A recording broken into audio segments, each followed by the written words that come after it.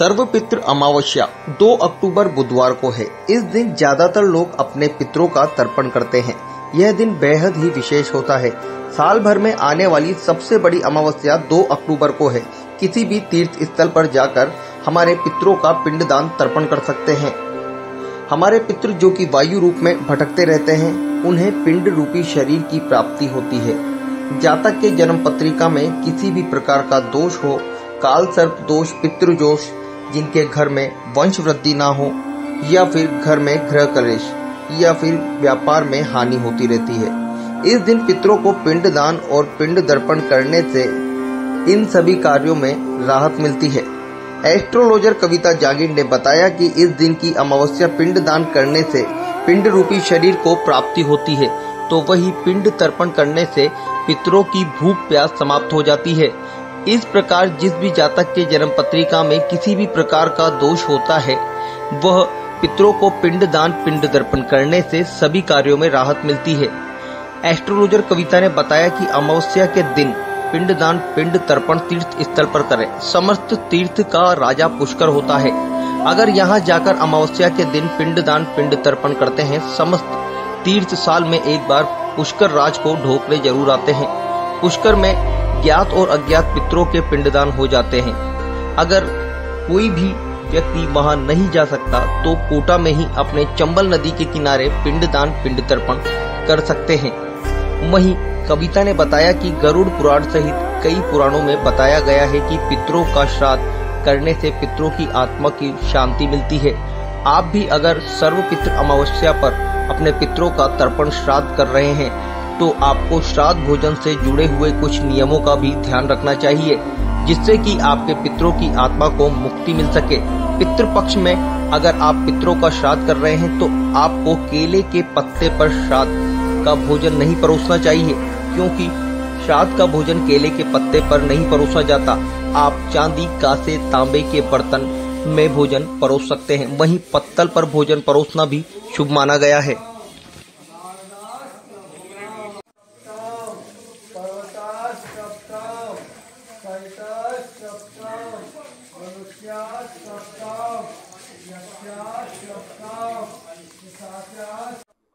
राधे राधे।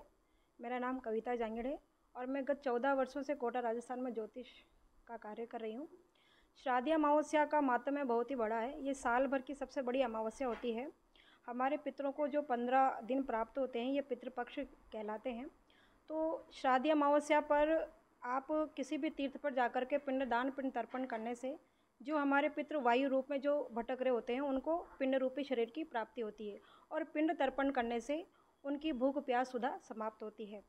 इस प्रकार जिन जातकों की जन्म पत्रिका में किसी भी प्रकार का कोई दोष होता है, कालसर्प दोष हुआ या पितृदोष हुआ, या उनके घर में वंश वृद्धि नहीं हो पा रही है, गृह कलेश है, व्यापार में हानि वगैरह है, तो इन सब कार्यों में उनको राहत मिलती है। कलयुग का राजा तक्षक नाग है और तक्षक नाग की मित्रता पितरों से है। तो एक तरीके से अगर कहा जाए तो जो जातक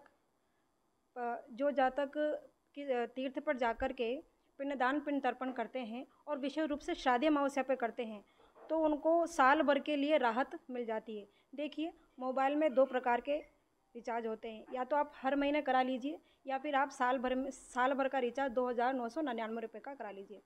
तो जो ये श्राद्ध अमावस्या है, ये वही है कि 2999 रुपये वाला लॉजिक आप यहाँ पे लगाओगे कि साल भर के लिए आप अपने पितरों को पिंड रूपी शरीर की प्राप्ति करवा दी है।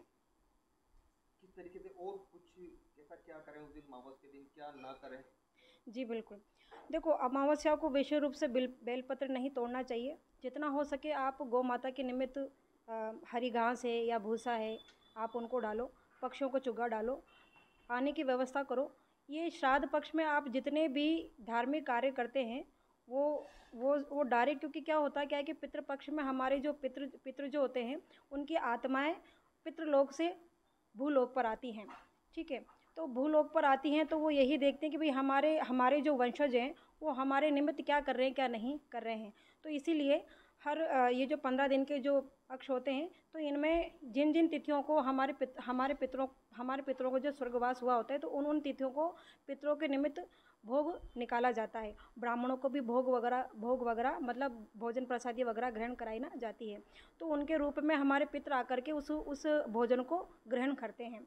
और श्राद्ध अमावस्या तो देखो, श्राद्ध अमावस्या का बहुत ही बड़ा मातम्य है। तो इस दिन आप भले से आप 14 दिन कुछ भी मत कीजिए, लेकिन आप श्राद्ध अमावस्या के दिन आप पिंडदान, पिंड तर्पण तो अवश्य कीजिए ही कीजिए। कहाँ पे करें इसकी कुछ? देखो, तीर्थ पर कराया जाए तो बहुत अच्छी बात है, पर मैं विशेष रूप से, जैसे मैं कोटा राजस्थान से हूँ, तो तीर्थ गुरु पुष्कर में ही अगर आप कराओ तो बहुत अच्छा है, क्योंकि तीर्थों का राजा कौन है? पुष्कर है। समस्त तीर्थ साल में एक बार पुष्कर राज को ढोकने जरूर आते हैं। तो अगर आप पुष्कर में जाकर के अगर अपने पितरों के निमित्त पिंडदान, पिंड तर्पण करते हैं तो इसका बहुत ही बड़ा मातम्य है। क्योंकि पुष्कर का क्या है, पुष्कर में ज्ञात और अज्ञात दोनों को, भाई जिनको अपने पितरों का, भाई जिनको पता है कि हमारे कौन कौन से पितृ स्वर्गवासी हुए हैं, उनका तो वो लोग कर ही देंगे, लेकिन हमें जिनका नहीं पता है उनका भी, यानी ज्ञात और अज्ञात दोनों का ही पिंडदान, पिंड तर्पण हो जाता है। पुष्कर, हाँ, कोटा राजस्थान में आप चंबल नदी के किनारे भी कर सकते हैं। चर्मण्यवती के अगर आप नदी के किनारे या तट के किनारे करते हैं तो बहुत ही उत्तम है।